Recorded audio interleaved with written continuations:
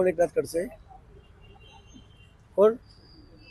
माजी मंत्री राहिलेले आहेत, विद्यमान आमदार आहेत, आपले विरोधी आहेत, राजकीय आपला वैमनस्य आहे त्यांच्यासोबत. नाही, माझं कुठे वैमनस्य, माझं वैमनस्य कोणासोबतच नाहीये. पण विधान आता अधिवेशन काळात त्यांनी सरकारला खूप धारेवर धरलेला आहे. कोणी? यशवंतराव खडसे. मला काही वाटत नाही, तर ते काही बोलत असतील तर काय फार मला वाटतं लक्ष देण्याची गरज नाही मला. त्यांनी हो, विधान परिषदेमध्ये नर्मदा प्रकल्पावरून खरं आपली आणि खडसेंची खडाजंगी देखील झाल्याचं पाहायला मिळालं होतं. एकंदरीतच आपण याबाबत गंभीर नसल्याचं खडसेंनी म्हटलं होतं. नाही, मी कुठे काय खडाजंगी केली.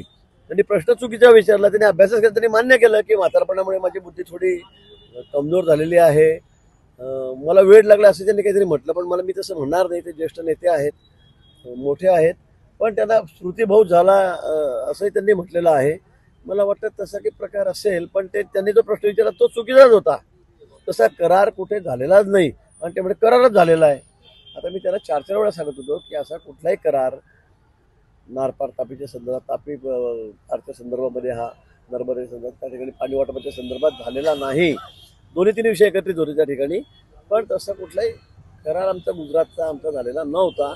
हे मी त्यांना वारंवार सांगत होतो आणि नंतर त्यांना ते पटलं. गिरीश महाजनांचं एक वक्तव्य होतं की कोण एकनाथ खडसे, आपल्याबद्दल त्यांना प्रश्न विचारल्यानंतर त्यांनी उत्तर दिलेलं होतं. तुम्ही कसं बघता त्यांच्या विधानात? प्राध्यापक डॉक्टर L.A. पाटील यांनी मला आता नुकतंच, तुम्ही यायच्या आधी 1 मिनिट, हे पुस्तक भेट दिलं, सुसंस्कृत व्यक्तिमत्व. गिरीश महाजन एक अत्यंत महान व्यक्तिमत्व आहे, सुसंस्कृत आहे, जगद्विख्यात आहे आणि मी एक लहान माणूस आहे. त्यामुळे मला फारसे लोक महाराष्ट्रामध्ये ओळखत नाही. स्वाभाविकता त्यांनी हे म्हटलं असेल आणि त्यामुळे अशा महान व्यक्ती ज्यावेळेस बोलतात, जे समर्था घरचे असतात, तर त्यांच्या बोलण्याला फारसं लक्ष देण्याची आवश्यकता नाही. विधान परिषदेमध्ये आपण तापी कराराबाबत जो प्रश्न उपस्थित केला होता, तो प्रश्नच मुळात आपण चुकीचा विचारला असं त्यांनी म्हटलेलं आहे आणि आपण खरं वयानुसार आपलं स्मृतिभ्रंश झाला याचं आपण मान्य केलं देखील गिरीश महाजन म्हणाले होते. असं आहे की उपहासात्मक बोलणं ज्याला समजतं तोच माणूस सुसंस्कृत असतो. त्यामुळे गिरीश महाजनला मी उपहासात्मक स्वरात बोललो की मी म्हातारा झालो, मला त्याला मला ऐकू येत नाही, मला आला लक्षात येत नाही, हे टोमणा मारण्यासारखं होतं. परंतु हे ज्याला समजतं त्याला समजतं. पण हे अत्यंत महान व्यक्तिमत्व असल्यामुळे आणि अभ्यासू व्यक्तिमत्व आहे, त्यामुळे त्यांचं हे मी कशा अर्थानं बोलतो हे लक्षात आलं नसावं. विधान परिषदेमध्ये सोनवणे नामक अधिकाऱ्याबाबत आपण प्रश्न उपस्थित केला आहे, त्यावरूनच ते या ठिकाणी म्हटले आहेत की बोरसे नामक जो अधिकारी होता तो आपल्याकडे अनेक वर्ष होता, तो घरगड्यासारखे त्याला राबवत होते, असेही गिरीश महाजन म्हटले. बोरसे नावाचा व्यक्ती हा डेप्युटी इंजिनियर होता आणि त्याच्यावर कोणताही आक्षेप नव्हता. 15 वर्ष तर तो नव्हताच माझ्याकडे, तो दुसरीकडे काम करायचा, जामनेरकडे, पण इकडचे कामं बघायचा.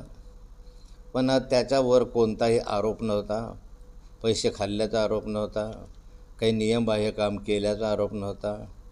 आणि जे सोनवणे नावाचे अधीक्षक अभियंता हे अत्यंत सज्जन आहे. त्यांच्या 8 विभागीय चौकशा सुरू आहे. त्यांनी वेगवेगळ्या ठिकाणी अपहार केल्याच्याही चौकशांमध्ये सिद्ध झालेलं आहे. आणि अशा भ्रष्ट माणसाला या ठिकाणी, जे त्यांच्या रेकॉर्डनुसार सिद्ध झालेलं आहे, अशा माणसाला प्रोटेक्शन देणं म्हणजे भ्रष्टाचाराला संरक्षण देणं अशा प्रकारचं आहे. विधान परिषदेमध्ये ज्या पद्धतीने आपण जो प्रश्न उपस्थित केला होता, गिरीश महाजनांकडून कुठेतरी टिंगल टवाळी करण्यात आला देखील आपण आरोप केलेला होता. गिरीश महाजनांनी विधान परिषदेमध्ये टिंगल टवाळी करून कुठेतरी प्रश्नाला बगल दिल्याचं पाहायला मिळालं होतं, त्यावर देखील आपण आक्षेप उपस्थित केला होता. असं आहे, कोणत्याही प्रश्नाचं उत्तर देत असताना त्यांना अभ्यास करावा लागतो. त्या प्रश्नाविषयी, मी खानदेशचा प्रश्न विचारला, त्या खानदेशविषयी आणि त्या मातेविषयी आस्था असावी लागते, तळमळ असावी लागते. मी जे प्रश्न विचारले ते या खानदेशच्या विकासाच्या दृष्टिकोनातून तळमळीनं विचारलेले प्रश्न होते. परंतु अशा स्वरूपाचं टिंगलटवाळीनं उत्तर देणं म्हणजे या खानदेशच्या जनतेची अवहेलना करण्यासारखं आहे. सोनवणे नामक अधिकाऱ्याला सरकार पाठीशी घालते का काय, नेमके भ्रष्टाचाराचे आरोपी काय सांगतात? मी विधान परिषदेमध्ये हे सर्व मांडलेलं आहे, त्यामुळे माझं भाषण तपासून घ्या आणि त्याच्या आधारावर बातमी तयार करा.